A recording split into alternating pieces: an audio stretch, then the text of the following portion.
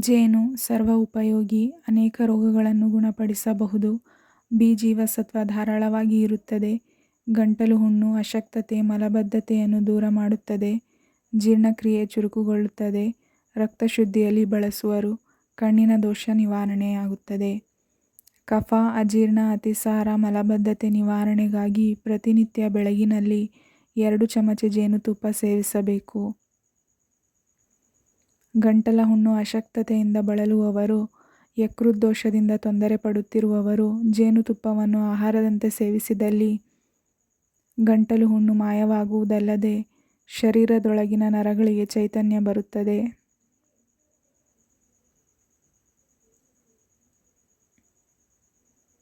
ಸ್ಮರಣಶಕ್ತಿ ಕುಂದಿದವರು ಪ್ರತಿನಿತ್ಯ ರಾತ್ರಿಯ ಊಟದ ತರುವಾಯ 2 ಚಮಚ ಜೇನುತುಪ್ಪ ಸೇವಿಸಿದರೆ ಒಳ್ಳೆಯ ಪರಿಣಾಮ ದೊರೆಯುತ್ತದೆ. ಸ್ಮರಣಶಕ್ತಿಯು ವೃದ್ಧಿಯಾಗುತ್ತದೆ. ಸಾರಸ್ವತ, ಅರಿಷ್ಟ, ಶಂಖಭಸ್ಮ, ಬ್ರಾಹ್ಮೀವಟಿ ಇವುಗಳೊಡನೆ ಜೇನುತುಪ್ಪ ಸೇರಿಸಿ ಸೇವಿಸಿದಲ್ಲಿ ಜ್ಞಾಪಕ ಶಕ್ತಿಯು ವೃದ್ಧಿಯಾಗುತ್ತದೆ.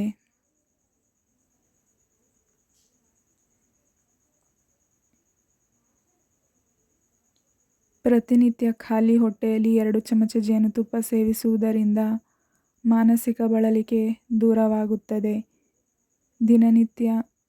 ದಿನದಲ್ಲಿ 2 ಬಾರಿ ಜೇನುತುಪ್ಪ ಸೇವನೆ ಮಾಡಿದಲ್ಲಿ ನರಗಳ ದೌರ್ಬಲ್ಯ ದೂರವಾಗುವುದಲ್ಲದೆ ನರಗಳಲ್ಲಿ ಬಲದ ಸಂಚಾರವಾಗುತ್ತದೆ.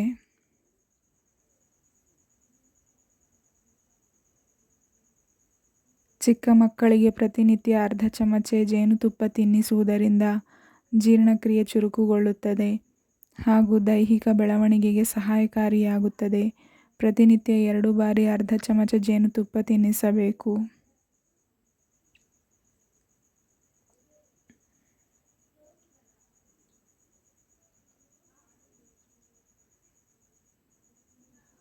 ಜೇನುತುಪ್ಪವು ರಕ್ತ ಶುದ್ಧಿಯಲ್ಲಿ ಕೂಡ ಮಹತ್ವದ ಪಾತ್ರ ನಿರ್ವಹಿಸುತ್ತದೆ. ಕಾರಣ ಚರ್ಮ ರೋಗಗಳಲ್ಲಿ ಜೇನುತುಪ್ಪ ಉಪಯೋಗಿಸಲ್ಪಡುತ್ತದೆ. ಇತರೆ ಔಷಧಿಗಳೊಂದಿಗೆ ಜೇನುತುಪ್ಪ ಬೆರೆಸಿ ಚರ್ಮ ವ್ಯಾಧಿಗಳಲ್ಲಿ ಉತ್ತಮ ಫಲ ಪಡೆಯಬಹುದಾಗಿದೆ. ಅನೇಕ ಔಷಧೀಯ ಚೂರ್ಣಗಳೊಂದಿಗೆ ಜೇನುತುಪ್ಪ ಸೇರಿಸಿ ರೋಗ ನಿವಾರಣೆಗೆ ಉಪಯೋಗಿಸಲಾಗುತ್ತದೆ.